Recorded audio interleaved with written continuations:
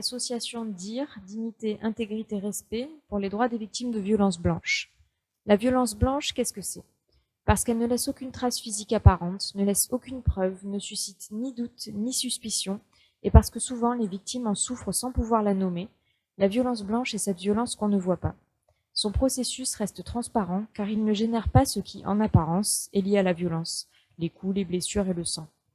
La violence blanche ne présente pas les signes de la violence, elle ne donne rien à voir. C'est la raison pour laquelle nous avons choisi d'utiliser le vocable blanche plutôt que psychologique ou moral, terme trop réducteur qui ne donne pas l'ampleur d'un processus lent, destructeur et invisible. Le terme de violence blanche cherche à circonscrire un certain type de violence niée, banalisée, dont les conséquences tant sociales que judiciaires débordent le seul champ de la psychologie. La violence blanche n'est jamais ponctuelle, elle est un processus lent et dégradant qui passe inaperçu et qui couvre au-delà de la violence psychologique, la violence sexuelle, économique et physique. La violence blanche ne possède pas les mêmes attributs que la violence physique, que l'on qualifie par ignorance de vraie violence. La violence blanche peut même se passer dans la douceur et sous couvert d'une relation sentimentale sincère.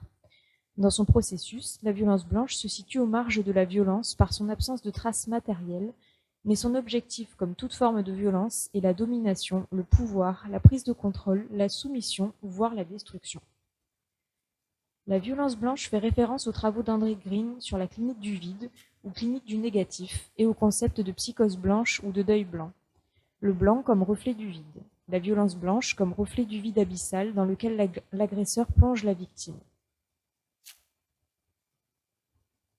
Ce vide abyssal, c'est le vide, la sidération de la pensée, où rien n'est vrai, tout est faux, ou le contraire. Bref, où la vérité et le mensonge n'ont aucun sens, où la confusion règne, car ce qui importe pour l'auteur de violence blanche, c'est d'avoir toujours raison. À l'instar de la psychose blanche, cette forme de psychose sans psychose apparente, la violence blanche, est une violence sans violence apparente, sans coup de sang, sans éclat, sans goutte de sang, sans éclat. Les traces de cette violence, ce sont les bleus à l'âme, mais l'expression est bien trop poétique, trop romantique. Ce pourrait être pourtant l'autre nom du psychotraumatisme et de la dissociation. Des coups, des bleus, des fractures reçues sur ce qui n'a pas de présence matérielle, mais qui, même invisible et indicible, existe bien et peut être modifié, anéanti, détruit.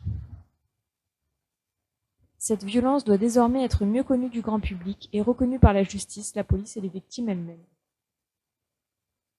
Blanche aussi parce que cette violence permet à leurs auteurs d'être impunis et trop souvent même de pouvoir endosser le rôle de victime.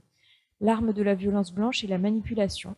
Elle est au cœur de cette violence car l'auteur a à cœur de garder les mains propres au point où il cherchera même à renverser dans un processus apparemment délirant son statut d'agresseur en celui de victime.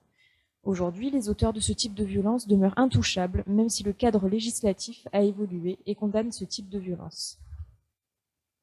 En l'absence de preuves, leur casier judiciaire demeure vierge pour encore longtemps.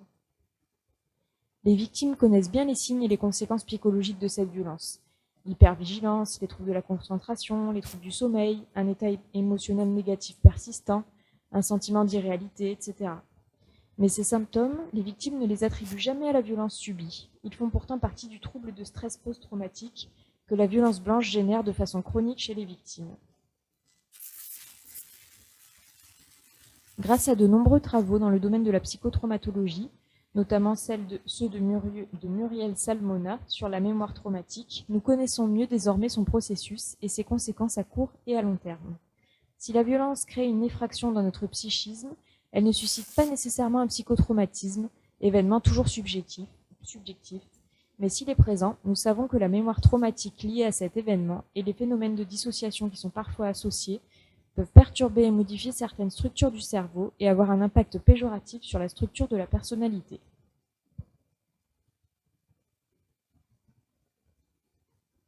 Psychotraumatisme, mémoire traumatique et dissociation sont les conséquences extrêmement graves des violences conjugales et de la violence blanche en particulier. Ces conséquences sont à l'origine de comportements qui peuvent paraître a priori inadaptés chez les victimes. L'agressivité, des violences commises sur soi, automutilation ou sur autrui, des conduites à risque.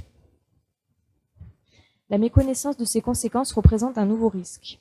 La violence génère la violence et en l'absence de soins et ou d'une justice réparatrice, La mémoire traumatique est alors la complice la plus fidèle d'une violence qui se reproduit à l'infini.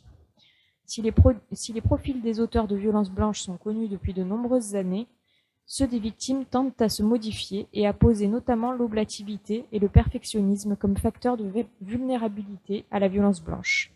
Ils remettent ainsi en question les préjugés les plus courants sur les victimes de violences conjugales.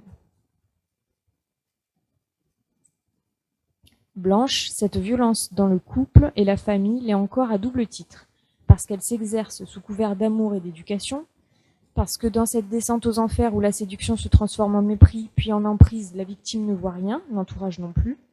La justice également, qui exige un mobile à un délit ou un crime. Comment comprendre que la victime de cette violence blanche n'est que le dommage collatéral d'un drame qui s'est joué bien avant la rencontre avec l'agresseur et qui perdure bien après la séparation? Car parmi les conséquences les plus dramatiques de cette violence blanche, l'instrumentalisation, la captation des enfants sont quasiment systématiques. Déposséder le conjoint de son rôle qui lui est le plus cher, la maternité ou la paternité, est bien l'objectif de la violence blanche, si inconcevable qu'il suscite au mieux de la perplexité, au pire de l'agacement et du rejet. C'est pourtant à la perspective d'un fonctionnement narcissique et d'un soi grandiose qui règne dans la toute-puissance que cette illusion, ou plutôt fantasme, peut prendre forme. Je n'ai besoin de rien ni de personne pour me perpétuer.